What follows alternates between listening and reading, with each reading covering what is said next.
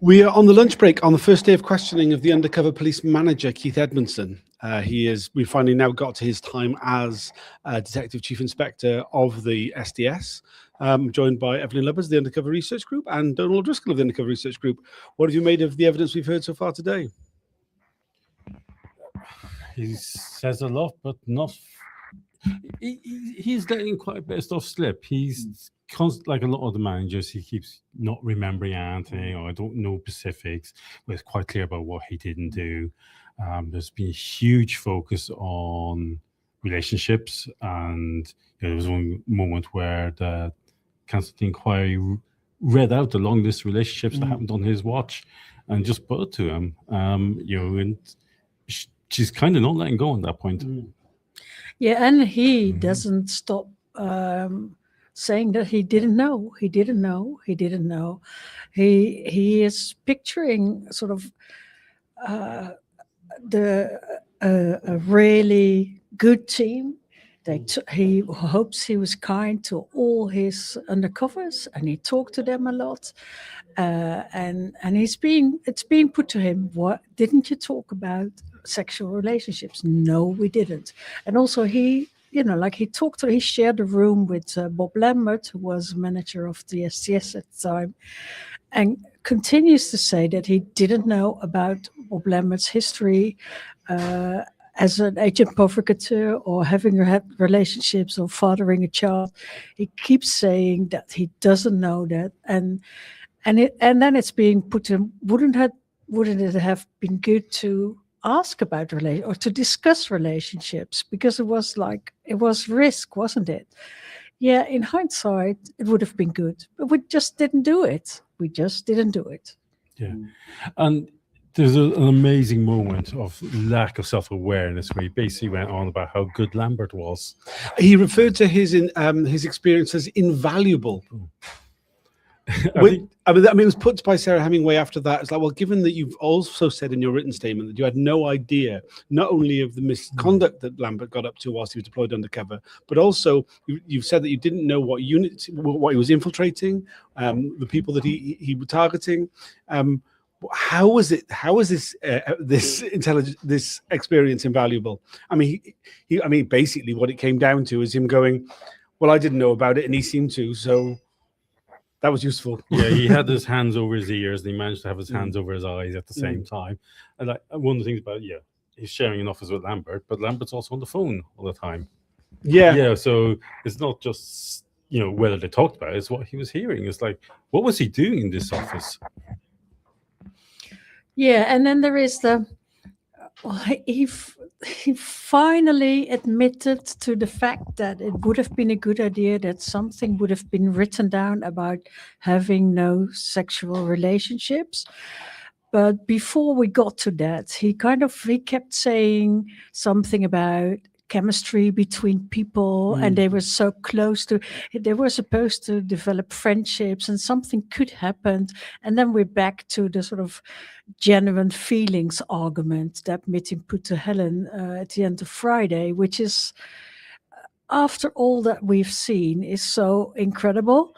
And what I found incredible as well is that he was asked, did he see any of the evidence of the women or of other undercover officers that have been in relationships? And he kind of said, well, maybe one or two. So we are led to believe that he came here kind of unprepared, or didn't have the will to find out that everything that has been exposed in the press, how that worked out for the women involved. I find that hard to believe. Yeah, he's been very inconsistent on those matters. He said repeatedly that he had never had any knowledge of any undercover officer ever having any sort of sexual liaisons whilst deployed undercover. And then when he was shown the section from the Tradecraft Manual, which he claimed he had read but couldn't remember, he said, there was one officer a while back who had a disciplinary over it, I think. It was a minor point, but it just showed how inconsistent and how contradictory his evidence has been. He was absolutely adamant that it was never discussed. He kept bringing up the fact that agent provocateur Don't be an Irish provocateur was raised repeatedly, and he's seen it written down, and it's really important that was said. But they were never told not to have sex, but they weren't encouraged either. And these were police officers, so he doesn't believe they would have done it. But he's heard that they have done it because he's been following the inquiry closely. But he's only heard one or two of people who've given evidence, and he read something as well. He thinks, but it was in the press. I think I saw a video on the news. I mean, he keeps kind of wanting it both ways. Yeah, his lies are all over the place. But one of the things that really comes through for me is just how much he is the classic special branch believer. You know, there's like he's one of the rugby players. Well, clearly of that particular mafia. But you know, his training this morning says his training came from when he joined special branch in 1971 or 72, and has not been updated. It was never updated. He was still policing in the 90s the way he was taught to police in the 70s. And with it, you have this absolute belief in special branch. He doesn't need to listen to all these other people because he's convinced in the moral superiority of special branch. And why would they need training? They were special branch. Yeah, this what I said before, like the picture that he paints of like this really good unit of people who all liked each other and who talked about everything, but not about sexual relationships. I guess we get to sexism and racism later, and you already know that he's going to deny that ever happened. I find it, yeah, like you say, he's a very classical, and he seems he's irritated by the fact that he's being questioned about this. And he's and Sarah Hemingway is going over and over things again and again, also probably because she can't believe what he's saying and that he's denying everything. But he's clearly like, I did a good job. You know, why am I here in the first place? Not saying that, but that's the impression you get from him. Yeah, it's he keeps coming back to this idea of it being a team. It was a team, and we all brought different things. I mean, just that point you were saying about him being a rugby player, I thought it was really amusing that it was put to him that HN88 had said that, you know, in order to get on in Special Branch, there were two main ways: either be a rugby player or through Freemasonry. And he was absolutely livid about this. And he said, oh, it wasn't HN88 who I thought had said that. Someone else said that as well. But it's not true. It didn't help me in the SDS at all. Yes, I was a rugby player. Yes, it helped me get on in the branch, but not in the SDS. It's like, well, I mean, like, he's so annoyed he didn't even really listen to what was said because he just agreed with it. And it's this classic we've seen a few times with the evidence, you know, like people like Gunn, and, you know, and I love the ones who are really convinced of the moral superiority of Special Branch, because they do let a lot slip through in their indignation. And something that jumped out to me earlier was in talking about vetting. You know, it's just started talking about relationships. Well, if they had relationships, they'd have lost their vetting. You know, and it was as clear as that. It's just like, you know, because before it's like, well, would have affected him? You know, was one of the reasons why it was all secret. Thing. He was really clear they'd have lost the vetting. So you have a load of special branch officers doing behavior that would clearly have cost them their vetting to see top secret material, handling top secret material. What a professional unit. Yeah, that reminds me of the things that he mentioned, that what qualities officers had to have to become a member of the SDS when they were looking for some. Loyalty was very important, integrity, you know, ethics, and it makes you think like. Yeah, there's a list of 5 of which, you know, loyalty to Special Branch and integrity is like two of the clearest ones. It's like, but if you're failing on integrity, you know, and also you've got all the psychometric testing which was brought in by his predecessor. You know, one of its questions is integrity. Were you looking for officers who had no integrity? Because that's what it feels like. Yeah, sure. It's like really weird. We had a comment here from Catherine Quinn saying, methinks that Ladith doth protest too much. Hope Sarah is setting him up for a big fall. Yeah, absolutely. I think there was a number of items that Sarah Hemingway brought up, particularly around the way in which the management had oversight of where the officers were living. And it seemed very clear that she was talking specifically in the what we heard the questioning of Bob Lambert about Mark Jenner, and the fact that he was living with Alison, and the fact that he'd submitted a fictional layout of the flat, and that document, that file note that we saw written by Bob Lambert, which had an entirely fictional, entirely made up scenario for why he was moving.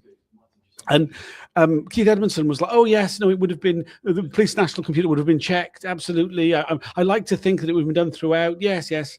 Like, and that they walked around the area. Yeah. The cover, I was like, that was for me was a jaw dropping moment. It's like, you didn't just give them cover addresses, you checked those cover addresses. Okay, now that's new information. Yeah, and I think that it's going to come back up again. There's been a few things where I think she's planted a few seeds. I mean, just quickly to say, I have been critical of Sarah Hemingway in the past. I think she's doing a fantastic job. Yeah. I think she really turned a corner when she was questioning Rob Harrison, and I think that she's really kicked on since then. And I was particularly impressed with her this morning. I think she really got Keith Edmondson talking about topics he didn't really want to talk about. At one point, he's not just a bit annoyed. He's visibly angry. I mean, he's been shaking a few times. I wonder how much, the ones who've all got angry have all been questioned by women. Yeah, and that definitely plays a part. At one point, he got absolutely livid. I mean, it was just about this point about the living arrangements. He said, at some point, someone asked me whether I went round and checked that they were living there. Well, that's a ridiculous idea. He wasn't being asked this, but he ranted about it for a couple of minutes. So annoyed was he that he had to kind of create up something to be annoyed about so that he could rage and not at the person who was asking him the questions. I think he's going to split up. He was really angry. He was asked whether he did any management, basically. I sat in my office. I wouldn't have gone to see the officers. Outrageous. They were all special branch and did what they wanted to. Yeah. He kept saying, "Oh, we talked about their deployments every day. Every day we talked about it." And I don't remember it being that Bob Lambert had operational control on a day-to-day basis. In hindsight, that might have been the case, but that's not how I remember it.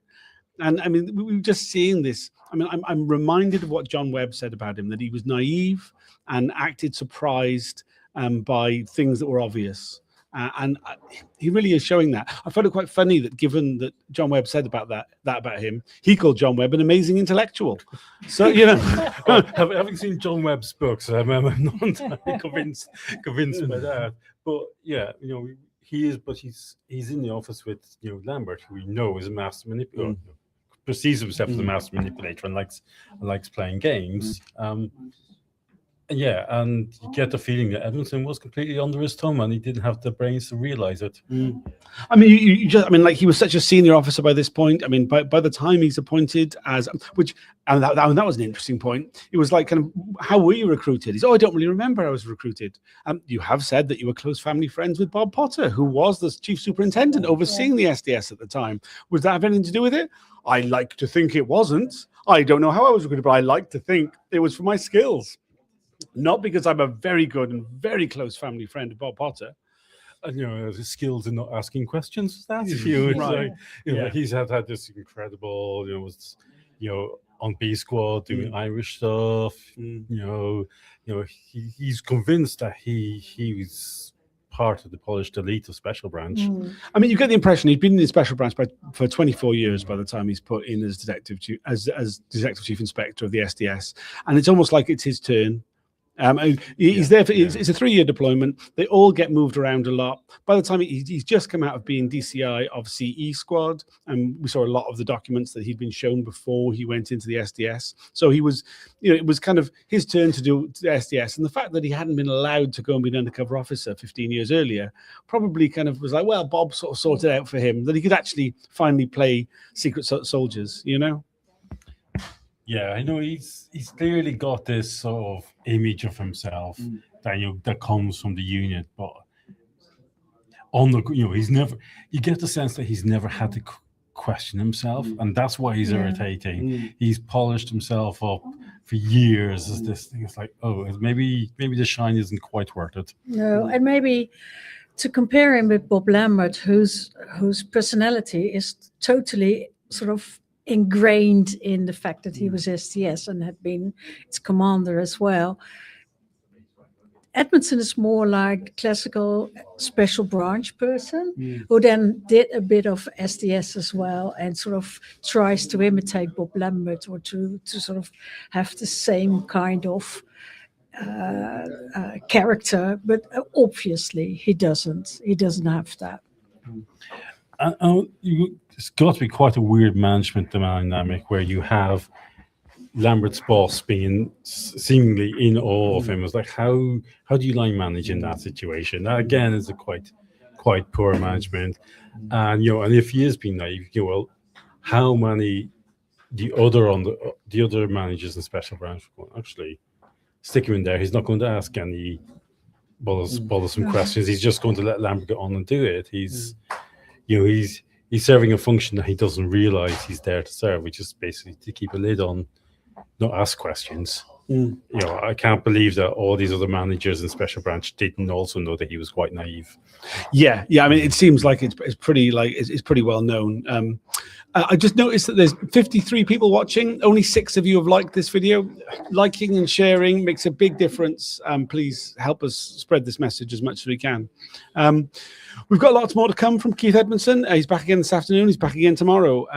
Is there anything else you want to add, or anything else you're looking forward to hearing and being questioned about?